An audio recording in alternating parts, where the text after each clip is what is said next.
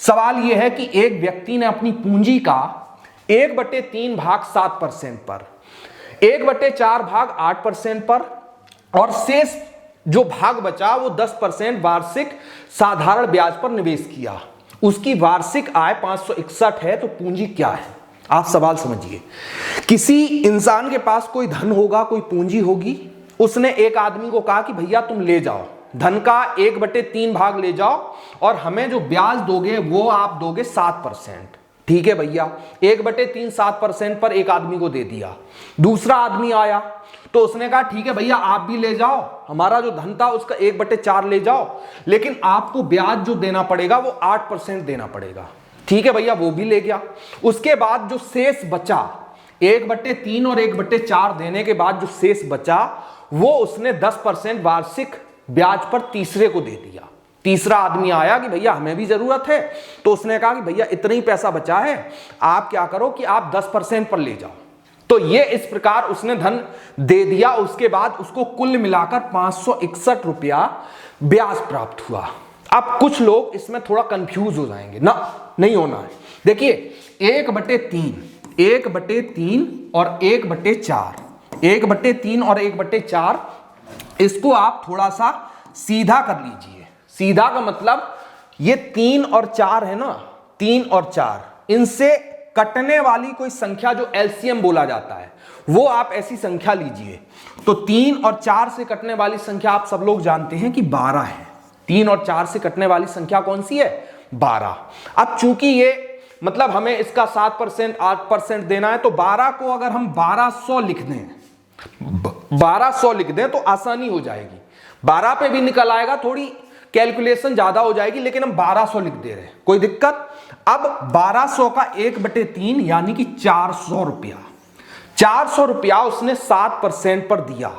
400 रुपया उसने 7% पर दिया। उसके बाद 1/4 ये वाला उसने 1200 का 1/4 यानी कि 300 रुपया उसने 8% पर दिया। ठीक दिया। अब कह रहा है कि जो शेष बचा यानी कि वो 10% पर दिया। 1200 में 400 निकल गए, 300 निकल गए, यानी कि 700 निकल गए। बचे कितने? 500 रुपया। 500 रुपया उसने 10% पर दिया, 10% ब्याज पर दिया। अब कह रहा है कि उससे कुल मिलाकर 561 रुपया प्राप्त हुए। तो अभी हमने बताया था कि भैया किसी भी संख्या के एक अंक पीछे से छोड़कर दशमलव लगाओ तो वो अपना 10%, 2 अंक बाद लगाओ तो 1%। तो 400 का 7% कितना होगा? यहां पर देखिए 1%, तो 4 सत्ते 28। इस पर उसको ब्याज मिला 28 रुपया।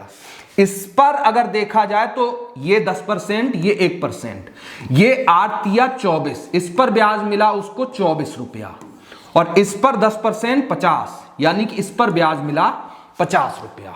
टोटल आप इसको करने जाएंगे तो 8 4 12 की 2 हासिल 1, 2 2 4 1 5 1 6, यानी 2 2 4 और 1 5 5 5 10, 102 रुपया। आपके हिसाब से उस आदमी ने जो पैसा निवेश किया उसको ब्याज मिला 102 रुपया। 102 रुपया जो ब्याज मिला, 102 रुपया जो ब्याज मिला आपके हिसाब से मिला।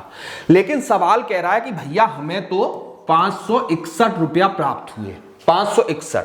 तो आप यहां से ये 102 उठाकर यहां पर देखिए कि कितना गुना है। 102 रुपया, 102 रुपया।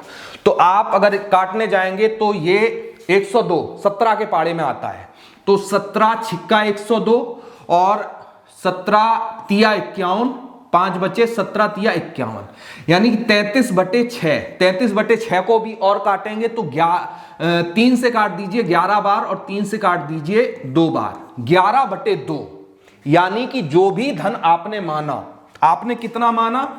1200 रुपए माना। आपने 1200 माना तो 1200 का आप 11/2 करिए। 11/2, 2 से कट जाएगा 6 बार, 600। 600 गुना 11 यानी कि ये 11 छिक्का 6600 रुपए हो जाएगा। आपका जो आंसर आएगा वो बी ऑप्शन, 6600 रुपए उस व्यक्ति के पास थे जिस पर उसको कुल मिलाकर 561 रुपया ब्याज प्राप्त हुआ।